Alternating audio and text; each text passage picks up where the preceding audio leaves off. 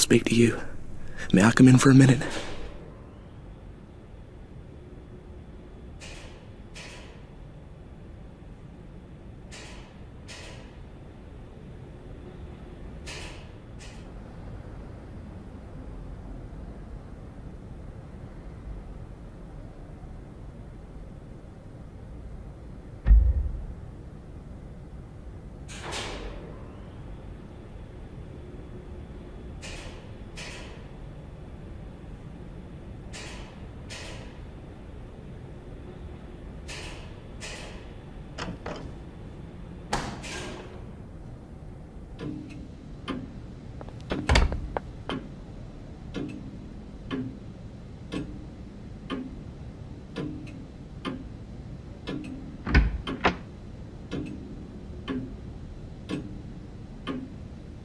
Is the door locked?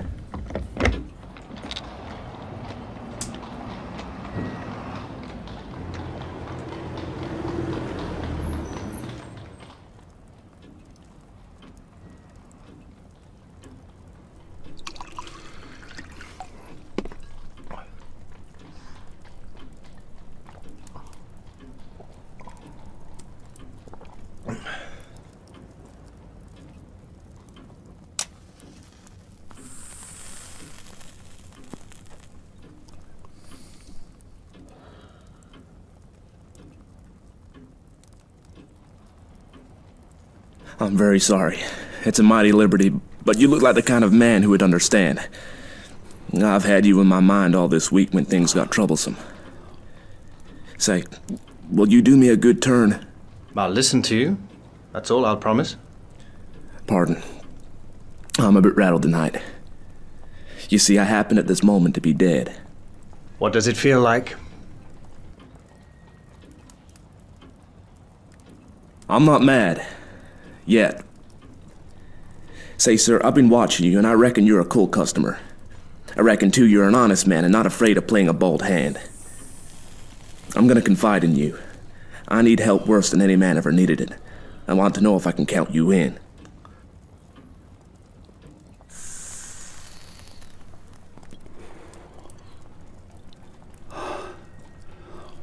Get on with your yarn and I'll tell you.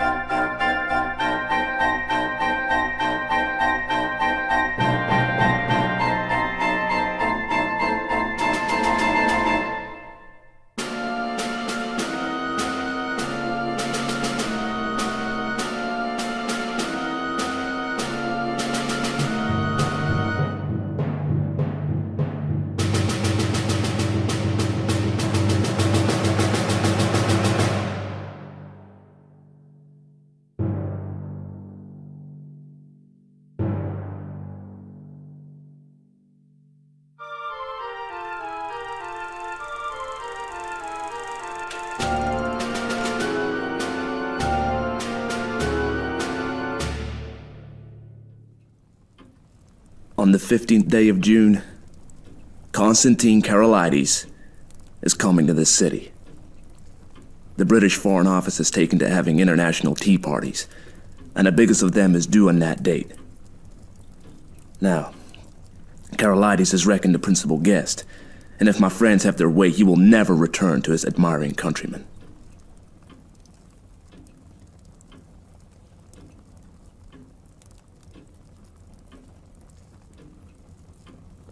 Well, that's simple enough, anyhow.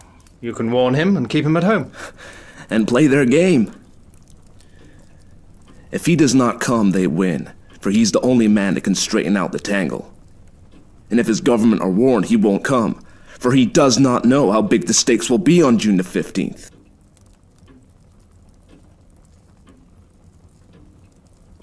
What about the British government? They're not going to let their guests be murdered. Tip them the wink, and they'll take extra precautions. No good. They might stuff your city with plainclothes detectives and double the police, and Constantine would still be a doomed man. He'll be murdered by an Austrian, and there'll be plenty of evidence to show the connivance of the big folk in Vienna and Berlin. It will all be an infernal lie, of course, but the case will look black enough to the world. But it's not gonna come off if there's a certain man alive right here in London on the 15th day of June. And that man is gonna be your servant, Franklin P. Scudder.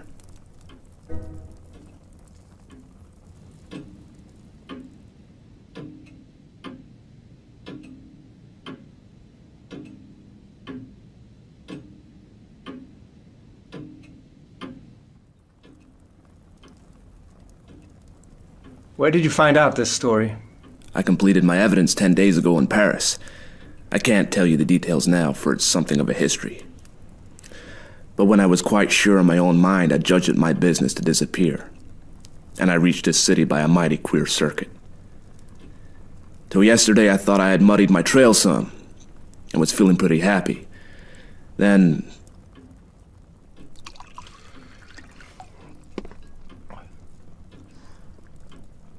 I saw a man standing in the street outside this block.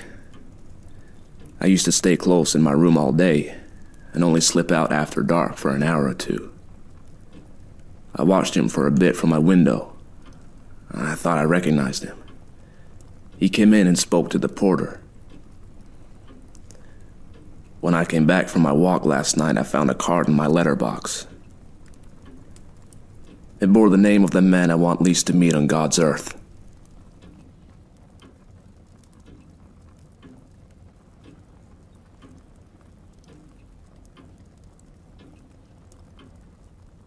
What did you do next? I realized I was bottled as sure as a pickled herring, and that there was only one way out. I had to die. If my pursuers knew I was dead, they would go to sleep again. How did you manage it?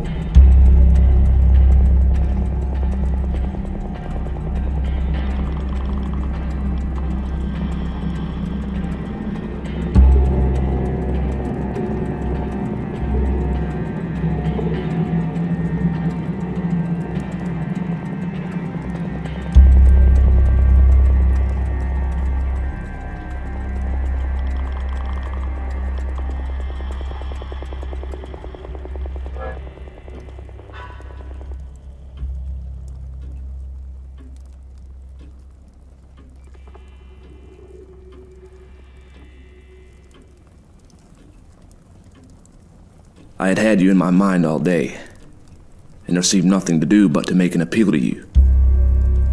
I watched from my window till I saw you come home, and then slipped down the stair to meet you.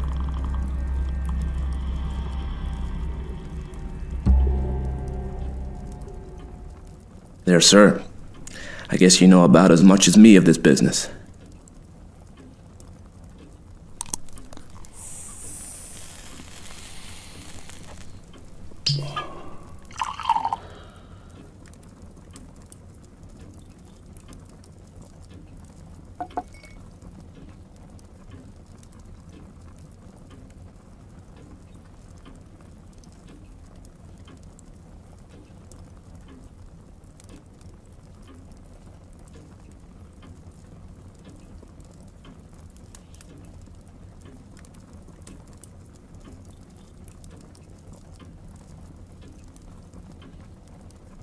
Hand me your key, and I'll take a look at the corpse. Excuse my caution, but I'm bound to verify a bit if I can. I reckon you'd ask for that. But I haven't got it. It's on my chain on the dressing table. I had to leave it behind, for I couldn't leave any clues to breed suspicions. The gentry who are after me are pretty bright-eyed citizens. You'll have to take me on trust for the night, and tomorrow you'll get the proof of the corpse business right enough.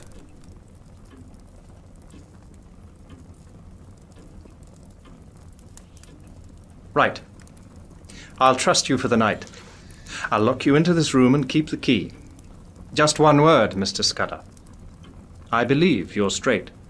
But if so be you are not, I should warn you that I'm a handy man with a gun. I haven't the privilege of your name, sir, but let me tell you that you're a true gentleman. Now, I'll thank you to lend me a razor.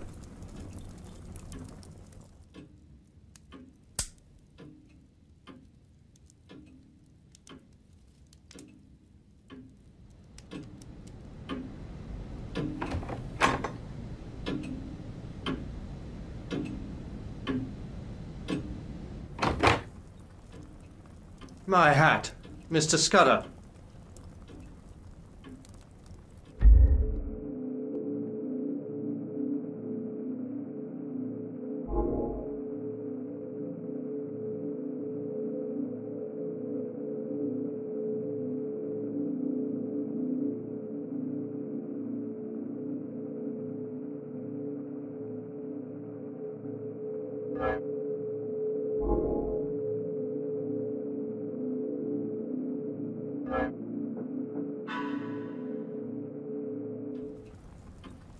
Not Mr. Scudder.